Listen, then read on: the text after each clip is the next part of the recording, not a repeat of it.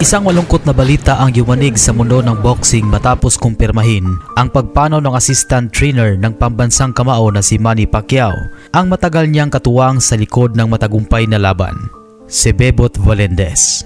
Sa likod ng bawat suntok, bawat panalo at bawat kampyonato ni Manny Pacquiao, may mga taong tahimik na nagsekripisyo at nag-alay ng kanilang oras at lakas. Isa na rito si Bebot Valendes, isang assistant trainer na hindi man laging nakikita sa harap ng kamera, ngunit malaki ang naging ambag sa paghahanda ng ating pambansang kamao na si Manny Pacquiao sa loob ng maraming taon.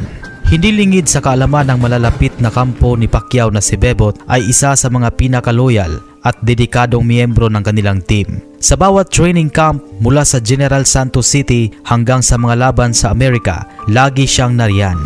Kasama siya sa matitinding paghahanda bago ang mga malalaking laban tulad ng pagkikipagharap ni Pacquiao kay Floyd Mayweather Jr., Miguel Cotto at Juan Manuel Marquez. Hindi man siya ang pangunahing trainer, malaki ang papel niya sa pagmumonitor ng kondisyon ni Pacman. Mula sa meets training, pag-aasikaso ng gamit hanggang sa pagbibigay ng moral support sa mga oras ng pagod at panghihina.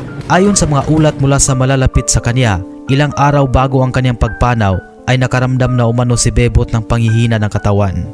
May mga nagsabing may iniinda na siyang karamdaman, ngunit hindi ito agad isinapubliko. Sa kanyang mga huling sandali kasama raw niya ang ilan sa kanyang pamilya at malalapit na kaibigan. Isang eksena na tila simbolo ng kanyang pagkatao ay isang simple, mapagkumbaba at walang hinahanap na atensyon. Pumanaw si Bebot Valendes dahil umano sa atake sa puso. Hindi napigilan ang pagdadalamhati ng mga miyembro ng Team Pacquiao. Para sa kanila, hindi lang assistant trainer si Bebot, isa siyang kapatid at kaibigan. Si Manny Pacquiao na kilala sa pagiging malapit sa kanyang team ay labis na nalungkot sa nangyari. Sa mga panayam noon, madalas sabihin ni Pacquiao na ang tagumpay niya ay hindi lang dahil sa kanyang lakas, kundi dahil sa mga taong nasa likod niya. At isa na nga rito, si Bebot Valendes. Sa mundo ng boxing, madalas ang spotlight ay nasa mga fighter.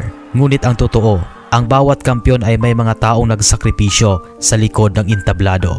Si Bebot ay isa sa mga taong iyon. Sa bawat pawis na tumulo sa gym, sa bawat round na tinapos, sa bawat laban na pinaghandaan, naroon ang kanyang dedikasyon. Hindi man siya nakatanggap ng titulo o sinturon, ang kanyang ambag ay nakatatak sa kasaysayan ng Philippine boxing. Sa puso ng bawat Pilipinong tagahanga ng boxing, mananatili ang kanyang pangalan bilang isa sa mga taong tumulong hubugin ang alamat ng pambansang kamao. Habang patuloy ang pag-ikot ng mundo ng sports, may isang puwang na hindi na mapupunan sa kampo ni Manny Pacquiao. Sa mga huling sandali ni Bebot Valendes ay magkasama pa umano sila ni Manny Pacquiao na nagtitraining kamakailan bago ito biglang binawian ng buhay. At sa bawat pagbanggit ng mga dakilang laban ni Pacquiao, sana'y maaalala rin natin ang mga taong tulad ni Bebot Valendes na sa likod ng bawat panalo ay may pusong buong tapang na naglingkod. Paalam Coach Bebot Valendes.